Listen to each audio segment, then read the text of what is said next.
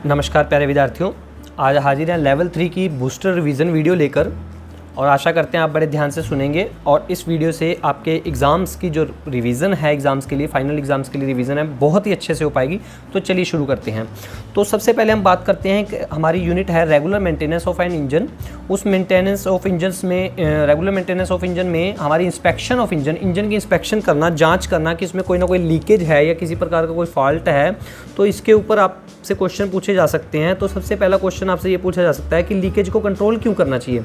यदि हमारे इंजन में किसी प्रकार की, हमारे व्हीकल में किसी प्रकार की इंजन के सिस्टम में लीकेज है तो कौन कौन सी लीकेज हमारी नुकसान कर सकती है। यदि आपसे पूछे कोई कंबस्टिबल गैसेज की लीकेज है तो उससे क्या नुकसान होगा। कंबस्टिबल गैसेज कौन सी होती हैं?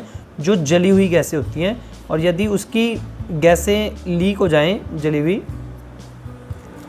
तो उससे क्या होगा, माइलेज में कमी आएगी। जली हुई गैसें की लीकेज या जलने वाली गैसेज, दोनों ही गैसेज हमारी कंबस्टिबल में आती हैं, तो इससे माइलेज में कमी आएगी और पिकअप में कमी आएगी। वो इनलेट मैनिफोल्ड से भी गैसेज की लीकेज हो सकती है और एग्जॉस्ट मैनिफोल्ड से भी हो सकती है। इनलेट मैनिफोल्ड से गैसेज की लीकेज कौन सी होगी, मतलब जो हमारी एयर आ रही है उसकी लीकेज हो सकती है, प्रॉपर एयर ना पहुंच पाना। तो ज़्यादा जो इफेक्ट करती हैं हमारी कंबस्टिबल गैसेज वो जली हुई गैसें एग्जॉस्ट मैनिफोल्ड में ही जो हमारा इफेक्ट करती हैं। एग्जॉस्ट के टाइम ही इफेक्ट होगा इसका ज़्यादातर।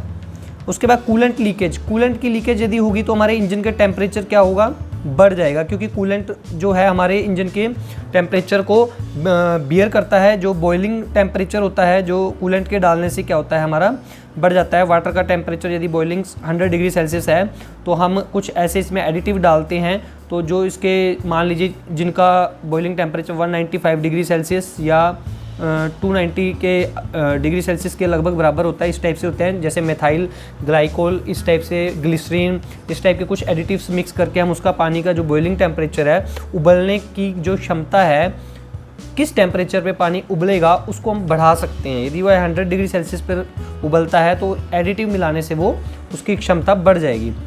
तो लुब्रिकेटिंग ऑयल की लीकेज से क्या होगा, फ्रिक्शन बढ़ जाएगा। फ्रिक्शन क्या होता है, घर्षण जिससे आवाज़ होती है, जो खुरदरे तलों के बीच में आपस में हम घिसाते हैं तो घर्षण होता है, तो उससे घर्षण बढ़ जाएगा। यदि हम लुब्रिकेटिंग ऑयल, जिसको आप इंजन ऑयल, मोबिल ऑयल बोलते हो, उसको हम टेक्निकली लुब्रिकेटिंग ऑयल भी बोलते हैं, तो उसकी यदि लीकेज हो जाती है तो ऑयल कम हो जाएगा, तो उससे क्या होगा कि चिकनाई नहीं मिल पाएगी प्रॉपरली इंजन के भागों को, तो उससे क्या होगा, घर्षण बढ़ जाएगा और पार्ट्स सीज भी हो सकते हैं। तो ये 3 नुकसान होते हैं लीकेज को, इसलिए कंट्रोल करना चाहिए। उससे बाद हमारे इंजन के सिस्टमों की किस किस प्रकार की लीकेज होती है। पहली होती है, आपसे कोई पूछे, कूलिंग सिस्टम की लीकेज। फिर उसके बाद फ्यूल सिस्टम में लीकेज, फ्यूल मतलब ईंधन के सिस्टम में लीकेज, कंबस्शन गैसेज की लीकेज और लुब्रिकेटिंग ऑयल की लीकेज। तो सबसे पहले यदि हम कूलिंग सिस्टम को देखें एक बार नज़र, यदि आपसे कूलिंग सिस्टम की वर्किंग भी पूछ सकते हैं तो वो भी आपका वाटर कूलिंग सिस्टम का देख सकते हैं आप। तो इसको ब्रीफली पढ़ते हैं। तो कूलिंग सिस्टम की लीकेज हम कहाँ से चेक कर सकते हैं। सबसे पहले हमारे जो ये रेडिएटर है, इसमें से हमारा जो कूलेंट है पास होता है, ऊपर से जब नीचे टैंक में आता है, ये फिन्स में से हवा क्रॉस होती है, इसकी वजह से यहाँ पे आकर ठंडा हो जाता है। फिर यहाँ से वाटर पंप के द्वारा खींचकर ये 3 सिलेंडर इंजन की यदि हम बात करें तो इनके साइड में वाटर गैलरीज बनी हुई हैं, इनमें से इन गैलरीज के थ्रू जो इंजन की यहाँ की गर्मी होती है इसको बाहर लेके ऊपर चला जाता है, फिर यहाँ से पास होकर रेडिएटर की तरफ जाता है। तो ये थर्मोस्टेट वाल्व क्या काम करता है। थर्मोस्टेट वाल्व का बेसिकली क्या काम होता है, यदि आपसे कोई पूछे तो यह क्या करता है, यह इंजन के टेम्परेचर को बनाए रखता है, ऑप्टिमम टेम्परेचर। ऑप्टिमम टेम्परेचर क्या होता है, बेसिकली जिस टेम्परेचर पर इंजन बहुत ज़्यादा अच्छी आउटपुट देता है उसको ऑप्टिमम टेम्परेचर बोलते हैं। उस टेम्परेचर पर इंजन ना तो अधिक ठंडा होता है ना अधिक गर्म होता है, मीडियम टेम्परेचर होता है वो, तो उस टेम्परेचर तक इसको बनाए रखता है। यदि उस टेम्परेचर से ज़्यादा क्रॉस हो जाए, थर्मोस्टेट की जो लिमिट है, जैसे फॉर एग्जांपल 69 डिग्री सेल्सियस से 82 डिग्री सेल्सियस के बीच में खुलते हैं और ये रेंज होती है। ये डिपेंड करता है किस मैन्युफैक्चरर द्वारा बनाया गया और उसकी सर्विस मैनुअल में क्या रेटिंग दी गई है, अभी किस डिग्री पर खुलेगा वो। उससे नीचे की रेंज जो रहती है इसकी, तो उस रेंज में ये क्या करता है, ये पानी को यहीं से बाईपास करता रहता है, यहीं से यहीं घूमता रहता है पानी। तो इस प्रकार से इसका कोई सिस्टमेटिकली बनाया गया है ऐसे सिस्टम। तो ये एक बेसिकली जस्ट वैसे डायग्राम था आपको समझाने के लिए।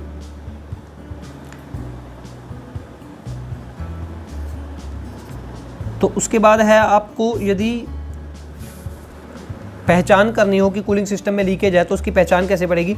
यदि आपके व्हीकल के नीचे नीले या हरे रंग का कोई लिक्विड आपको साइंस मिलते हैं, निशान मिलते हैं वहाँ पर, तो इसका मतलब क्या है कि कूलेंट की लीकेज है, क्योंकि कूलेंट ब्लू या ग्रीन कलर में ज़्यादातर मिलते हैं अधिकतर। तो उसमें क्या है कि आपने कहाँ कहाँ चेकिंग करनी है, रेडिएटर के लीकेज चेक करनी है। यहाँ पे रेडिएटर की नेक के पास, गर्दन के पास लीकेज हो सकती है। ये होज पाइपें हैं, रबड़ की काली काली पाइपें होती हैं, इनमें लीकेज हो सकती है। इनके क्लैंप है जहाँ पे ये टाइट होती है आपस में, क्लैंप देखना आपने कसा हुआ है कि नहीं। इनकी दरारें चेक करनी है, इनमें क्रैक्स ना हो, इस प्रकार से ये सारी चेकिंग हो सकती है। लिखा भी हुआ है देखो, कूलेंट टैंक और कनेक्शन की जाँच, radiator hose pipe. Coolant tank कौन सा होता है, बेसिकली यहाँ पर एक रिजर्व टैंक दिया होता है अलग से एक्स्ट्रा। जब यहाँ पर गैसेस ज़्यादा बन जाती हैं और यहाँ पर इसके पास स्पेस नहीं बचता है हीट होने के बाद, तो ये गैसेस यहाँ पे चली जाती हैं, जो कि कंडेंस होकर बाद में ठंडी होकर पानी में कन्वर्ट हो जाती हैं, जिस कारण से हमारे इंजन में कूलेंट का लेवल उतना ही बना रहता है। उसके बाद क्या है, कूलेंट टैंक और कनेक्शन की जाँच, रेडिएटर होज क्लिप के ढीलेपन की जाँच, होज पाइप की क्रैकिंग जाँच, थर्मोस्टेट हाउसिंग गास्केट। ये थर्मोस्टेट जहाँ पर फिट होता है इंजन के साथ, कहीं भी हाउसिंग में फिट हुआ है, तो उसके साथ जहाँ पर वो फिट है आपस में गास्केट लगा होता है एक, उसका पेपर का कह सकते हैं उसको लगा होता है, या एस्बेस्टोस का किसी का भी लगा सकते हैं। उस टाइम पे पेपर का गास्केट ज़्यादातर लगाते हैं। इसका गास्केट का बेसिकली मकसद क्या होता है कि जब हम दो लिक्विड ऐसी हाउसिंग को जोड़ते हैं जिनमें से लिक्विड ने पास होना होता है, तो उसको गैस मतलब बिल्कुल टाइट लीकेज प्रूफ बनाने के लिए हम उसमें एक गास्केट लगाते हैं, एक पैकिंग लगाते हैं।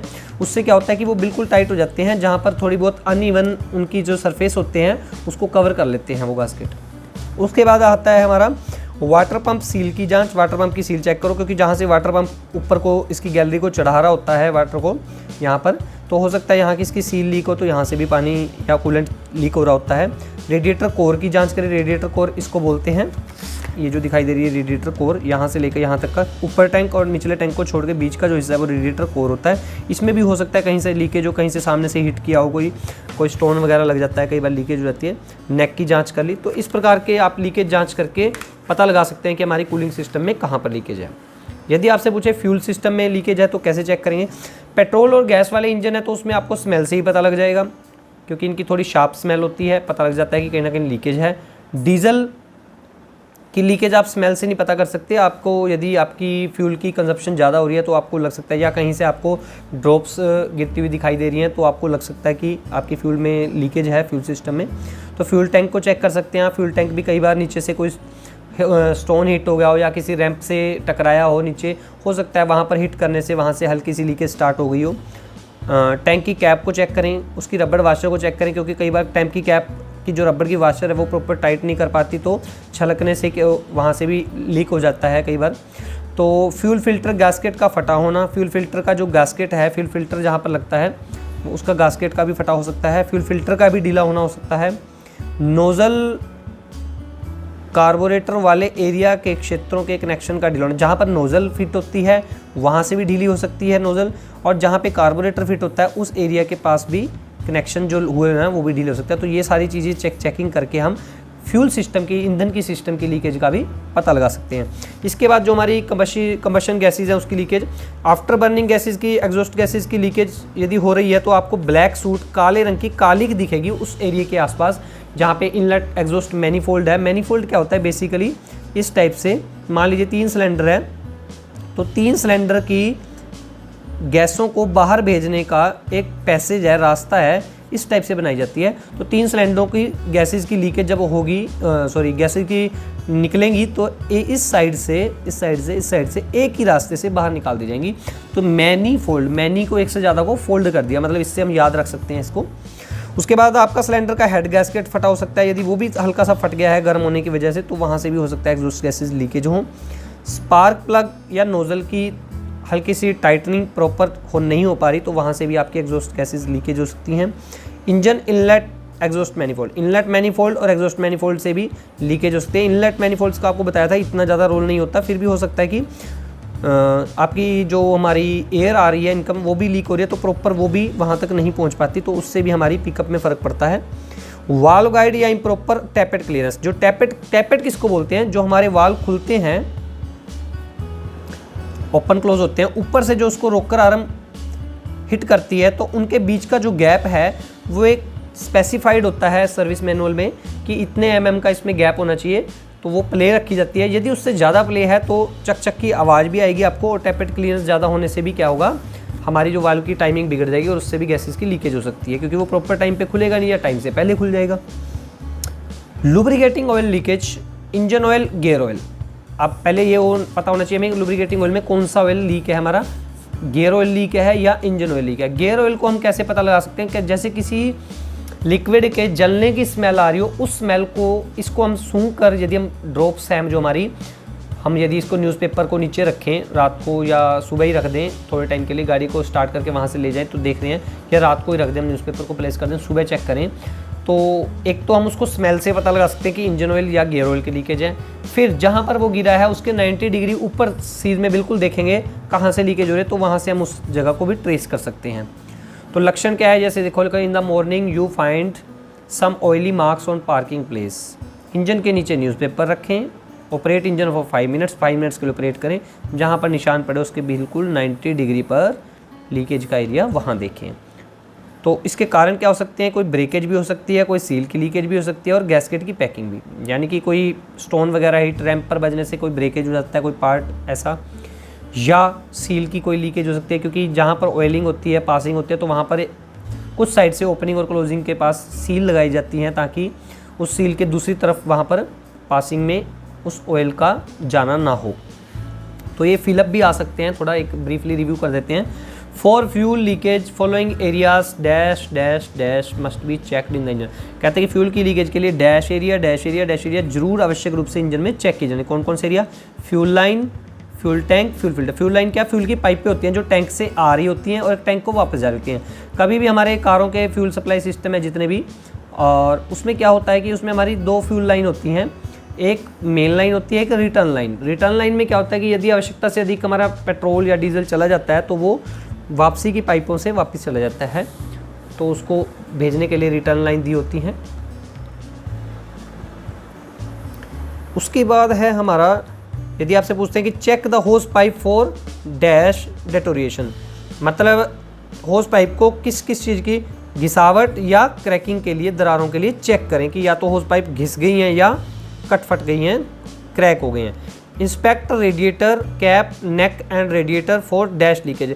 रेडिएटर कैप की और उसकी नेक की और रेडिएटर की किस चीज़ की लीकेज के लिए करते हैं हम, कूलेंट की लीकेज के लिए। वहीं से पता लगेगा कि हमारी कूलेंट की लीकेज हो रही है।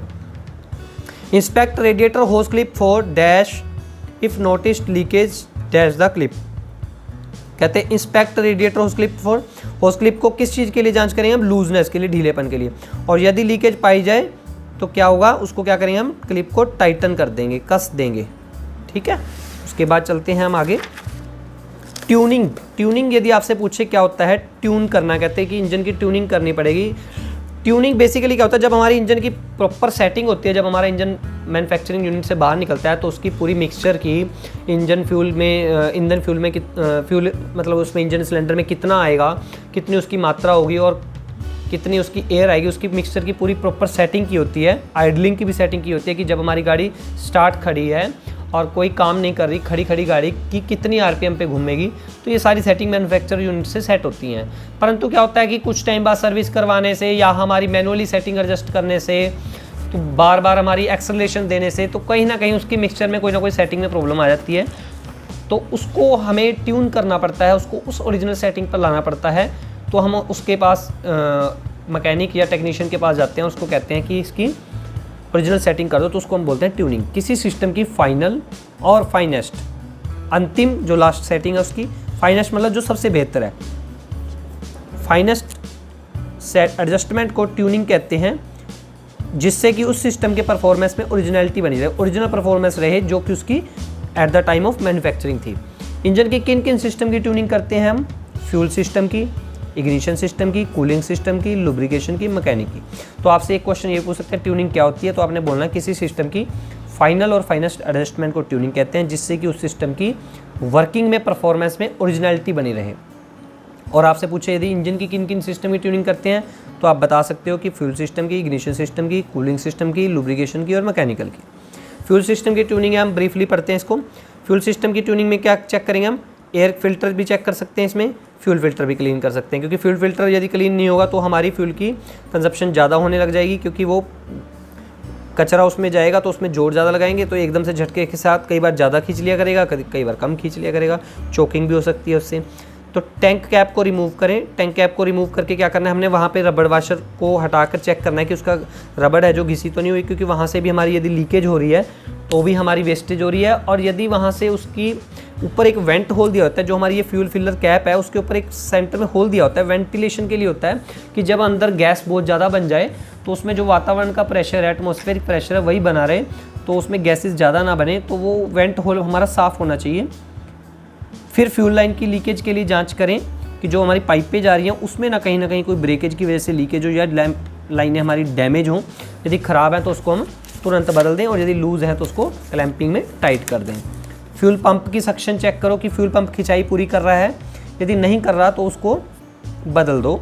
फिर खिंचाई कैसे चेक कर सकते हैं, तो इसका खिंचाई करने के लिए मैन्युफैक्चरर द्वारा एक मतलब उसकी जो हमारी वर्कशॉप मैनुअल है, जहाँ पे हम जिस वर्कशॉप से कराते हैं, उस मैनुअल में बताया होता है कि यह 1 मिनट में कितने ml स्प्रे करेगा। उस ml को चेक करते हैं एक जार में, तो यदि उतना ml हमारा फ्यूल पंप फेंक रहा है, उतना थ्रो कर रहा है, तो इसका मतलब क्या है कि हमारी सक्शन ठीक है। यदि नहीं कर रहा है तो इसका मतलब हमारी सक्शन में प्रॉब्लम है। फ्यूल पंप की प्रेशर की जांच कर ली हमने। सर्विस मैनुअल में दी गई रीडिंग से कंपेयर की तुलना करें, मतलब चेक कर लें सर्विस मैनुअल में जो रीडिंग दी गई है, अभी बताया था आपको।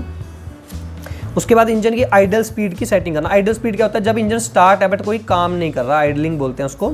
जब इंजन स्टार्ट है ओनली, तो वो जितनी आरपीएम पे घूम रहा है तो उसको क्या बोलते हैं, आइडलिंग। तो ये सेट कैसे कर सकते हैं, इसका एक आइडलिंग सेट करने का एक स्क्रू दिया होता है, बाइक्स में भी दिया होता है। और उसकी सेटिंग करने के लिए हमारे पास थ्रोटल बॉडी में कार्बोरेटर सिस्टम में कार्बोरेटर के पास, और एमपीएफआई सिस्टम में थ्रोटल बॉडी के पास, कार्स में भी इस तरह सेटिंग दी होती है। तो हमने क्या करना है, उसको पहले क्लॉकवाइज दिशा में घुमाना है, जिससे कि उसकी आरपीएम बढ़ जाएगी बहुत।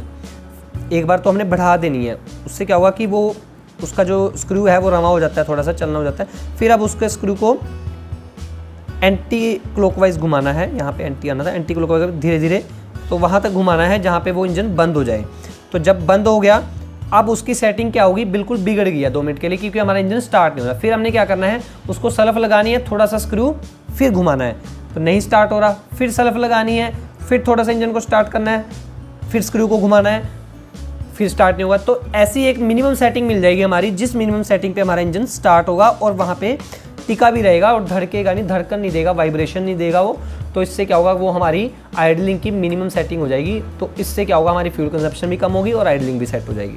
इस प्रकार से हम उसकी आइडलिंग सेट करते हैं। नोजल प्रेशर टेस्ट है, यदि नोजल का प्रेशर चेक करना है तो हम इंजन से इंजेक्टर नोजल को हटाकर तो एक जार में भी चेक कर सकते हैं कितना थ्रो करता है वो, उससे भी हमारी नोजल की टेस्टिंग होती है। ये हमारे फ्यूल सिस्टम की ट्यूनिंग के स्टेप्स हैं। देखो लिखा हुआ है कि इंजेक्टर नोजल को जांचें, यदि यह उचित है तो सिलेंडर हेड में वापस फिक्स कर दें। सभी सिलेंडरों के लिए रिपीट करें, और यदि फ्रैक्चर आवश्यकता से ज़रूरत से कम पाया जाए तो FIP मतलब फ्यूल इंजेक्शन पंप को कैलिब्रेट करें। कैलिब्रेट का मतलब होता है कि उसकी ओरिजिनल सेटिंग पर ले आएँ उसको। और उसके बाद use dash to read RPM, ये एक फिलअप आ सकता है आपके पास कि आरपीएम को रीड करने के लिए किसका प्रयोग करेंगे हम, उसको बोलते हैं टैकोमीटर। एक आपका मेजरिंग इंस्ट्रूमेंट का भी चैप्टर था, उसमें भी डैशबोर्ड के कंपोनेंट्स होते हैं, तो उसमें भी 1-2 आते हैं आपके पास, ओडोमीटर और एक आता है स्पीडोमीटर। तो ये तीनों में फ़र्क पता होना चाहिए। टैकोमीटर बताता है आरपीएम, आरपीएम का मतलब होता है रिवॉल्यूशन पर मिनट, 1 मिनट में इंजन का जो फ्लाईव्हील है वो कितने चक्कर काटता है, तो उसके आरपीएम होते हैं वो। तो यदि ओडोमीटर आपसे पूछे तो व्हीकल ने कितनी दूरी तय की, यदि कहते हैं हमारी 54,000 किलोमीटर 54,000 किलोमीटर हमारी गाड़ी चल चुकी है, तो यह मीटर कौन बता रहा है, वो जो रीडिंग दे रहा है वो ओडोमीटर है। और यदि हम स्पीडोमीटर का है, इसका तो नाम से ही पता है आपको, क्योंकि हमारा वाहन कितनी स्पीड पर चल रहा है, किलोमीटर पर आवर हमारी जो किलोमीटर प्रति घंटा में नापी जाती है, तो उसको स्पीडोमीटर बोलते हैं। तो ये तीनों में फ़र्क आपको पता लग गया होगा। इसके बाद आपसे पूछ सकते हैं कि इग्निशन सिस्टम क्या होता है, इग्निशन सिस्टम की ट्यूनिंग क्या है। पहले तो आपको इग्निशन सिस्टम की डेफिनेशन पता होना चाहिए। इग्निशन सिस्टम क्या होता है, इंजन सिलेंडर में जिस सिस्टम द्वारा ईंधन को जलाया जाता है उसको इग्निशन सिस्टम बोलते हैं। यह हमारा जो सिस्टम है इग्निशन सिस्टम, यह है हमारा गैसोलीन इंजनों में फिट होता है। गैसोलीन मतलब पेट्रोल और गैस इंजन में। डीजल इंजन में इग्निशन सिस्टम की ज़रूरत नहीं होती, क्योंकि जो डीजल इंजन है, डीजल जो खुद ईंधन है वो सेल्फ इग्निशन ईंधन है, वो खुद ही अपनी उससे ताकत से जल जाता है, उसको एक ऐसा माहौल प्रदान किया जाता है कि गर्मी से वो फट जाता है। लेकिन पेट्रोल सेल्फ इग्निशन ईंधन फ्यूल नहीं है, इसको इग्नाइट करने के लिए हमें एक माध्यम की जरूरत होती है, उसके लिए हम सिस्टम डेवलप किया हुआ है, इसको हम इग्निशन सिस्टम बोलते हैं। उसके बाद आपसे कोई पूछ सकता है इग्निशन सिस्टम के सर्किट क्या है, तो उसके 2 सर्किट होते हैं, प्राइमरी सर्किट एक सेकेंडरी सर्किट। प्राइमरी सर्किट में क्या होता है, हमारी अलग वायर्स होती हैं और सेकेंडरी सर्किट में हमारी अलग वायर्स होती हैं। एक में हमारी हाई वोल्टेज वायर, एक में हमारी लो वोल्टेज वायर। इतना ज़्यादा डेप्थ में अभी जाना नहीं, रिवीजन है आपकी। अभी आपसे ये भी पूछ सकते हैं इग्निशन सिस्टम कितने वोल्ट करंट को कितने वोल्ट में बदलता है, तो आप कह सकते हो कि 12 वोल्ट को 22,000 वोल्ट में बदलता है। और यह कार्य किसके द्वारा होता है यदि आपसे पूछे इग्निशन सिस्टम में, इग्निशन कोयल के द्वारा। इसमें कोयल होती है, देखा होगा आपने, सुना भी होगा, बाइकों में भी कोयल होती है, एक कार्स में भी कोयल होती है। तो उस कोयल, वो कोयल क्या करते हैं, उसमें 2 वाइंडिंग होती है, एक प्राइमरी और सेकेंडरी। प्राइमरी वाइंडिंग से वो लो वोल्टेज करंट रहती है, उस सेकेंडरी वाइंडिंग के बाद जब वो आउटपुट देती है तो वो हाई वोल्टेज करंट में बदल देती है। लेकिन यह डीसी वोल्टेज का करंट होता है, इसलिए हमें झटका जरूर लगता है पर हमें कोई जानलेवा नुकसान नहीं होता। प्रोडक्शन के बारे में यदि आपसे ब्रीफली थोड़ा पूछे, प्रोडक्शन क्या है, किसी चीज़ को उत्पादित करना, उत्पादन करना, बनाना, तो ये प्रोडक्शन होता है, मैन्युफैक्चरिंग। तो यदि इसकी जो प्रोसेस हैं तो आपसे पूछें कौन कौन सी है, तो आप बोल सकते हो कास्टिंग है, फॉर्मिंग है, ज्वाइनिंग है, मशीनिंग है। कास्टिंग यदि आपसे पूछे क्या है कि किसी धातु को किसी शेप में ढालने को कास्टिंग बोलते हैं। और कैसे कास्टिंग करते हैं, इसके लिए उस शेप को, जो धातु को पिघलाया जाता है और उसके मोल्ड में डाला जाता है। जैसे मान लीजिए कि हमें ईंट बनानी है, तो मतलब कि हमें किसी धातु की ईंट बनानी है, यदि हम धातु की बात करें तो हम जो ईंट के साइज है उससे उल्टा हम उसका एक मोल्ड बना के रखेंगे। लकड़ी का भी बना देते हैं मोल्ड मोस्टली, तो उसमें उसका उल्टा बनाते हैं। जैसे मान लो आपने ईंट पर HTK लिखना है तो यहाँ पर आपका HTK लिखा जाएगा, इस टाइप से मोल्ड बना होगा उल्टा और डेप्थ में होगा। जब इसके अंदर आप पिघला कर डालेंगे उस धातु को, और जब बाद में सूखने के बाद उसको निकालेंगे तो वो HTK उसके ऊपर लिखा आ जाएगा। तो इस टाइप से मोल्ड बनते हैं इसके, मतलब एक किस्म से उसका मुखौटा बनता है, उल्टी धातु का होता है वो, उससे अपोजिट होता है शेप में। फॉर्मिंग क्या होता है, फॉर्मिंग की भी आगे प्रोसेस है, अभी बताते हैं इसके बारे में। बिना मेल्ट किए उसे शेप में डालना, उसको बिना पिघलाए हमें शेप बनानी है, तो उसमें कई चीज़ें होती हैं। एक रोलिंग भी होती है, फोर्जिंग भी होती है, एक्सट्रूजन भी होती है, ड्राइंग भी होती है, इस टाइप की है। जैसे रोलिंग की एग्जाम्पल ले लेते हैं हम। रोलिंग में 2 रोलर होते हैं, इसमें ये देखिए धातु का जो सेक्शन है इतना बड़ा है, यदि हमें इसका ये सेक्शन लेना है तो हम इसमें ऐसे रोलर में इसमें से इसको पास करेंगे और रोलर के प्रेशर से क्या होगा, कंप्रेस होकर ये इस टाइप से धातु हमारी निकलनी शुरू हो जाएगी, तो हमें ये वाला सेक्शन मिल जाएगा, ये वाली मोटाई मिल जाएगी। तो इस प्रकार से हम रोलिंग उसको ढालते हैं अपनी मनचाही शेप में, जिस प्रकार से हमारे प्रोडक्शन की डिमांड होती है। ये ज़्यादा ब्रीफ में बताया जा रहा है, आपकी एक रिवीजन हो जाएगी।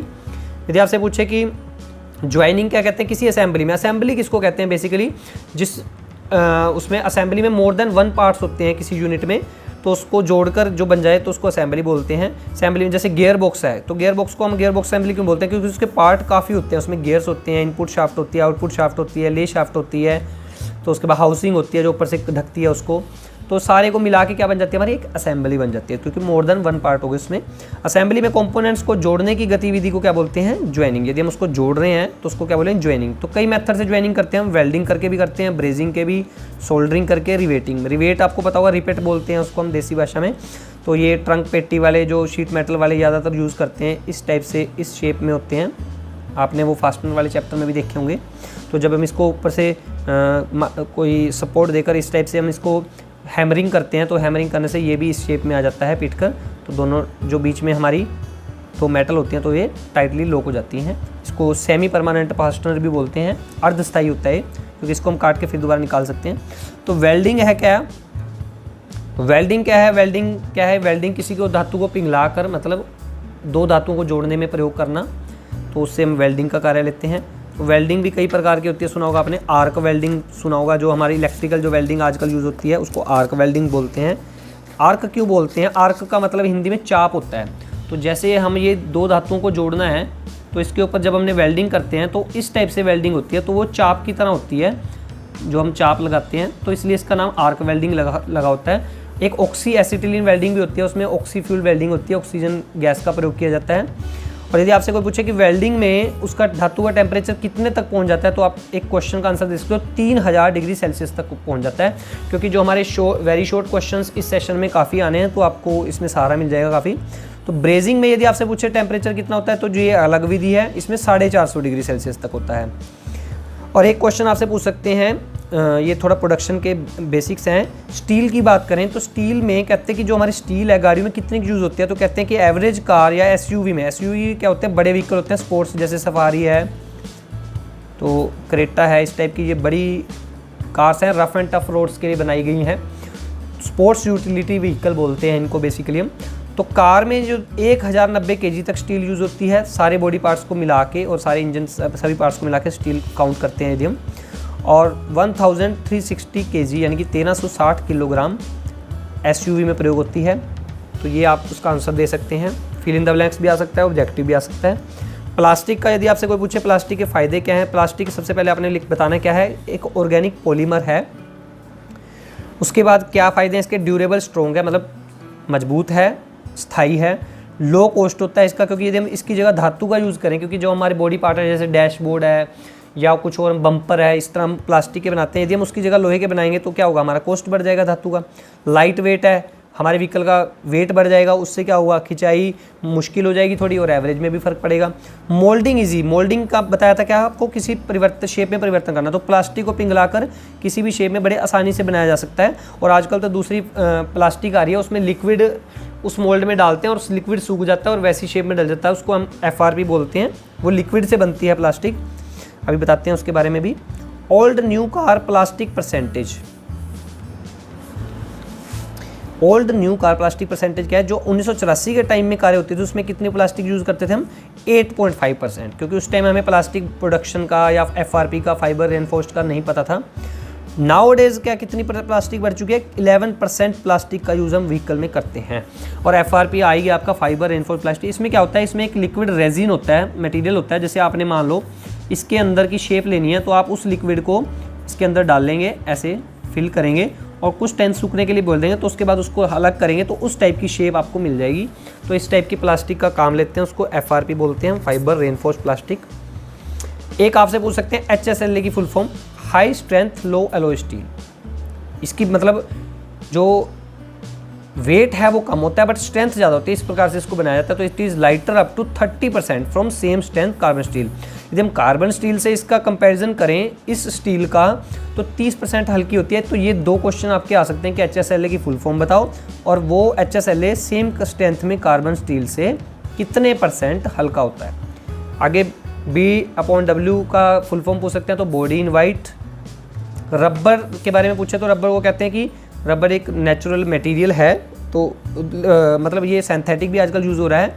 तो इसका प्रयोग किसके लिए करते हैं हम, बेसिकली इसका ज़्यादातर प्रयोग हमारा टायर्स में होता है, क्योंकि नेचुरल रबर का 75% व्हीकल को टायर बनाने में यूज़ होता है हमारा, कि हमारा ऑटोमोटिव सेक्टर बहुत विशाल समुद्र है, तो इसके लिए टायर के बिना तो वो रोल नहीं कर पाएगी गाड़ी, तो उस टायर तो बनाने पड़ेंगे।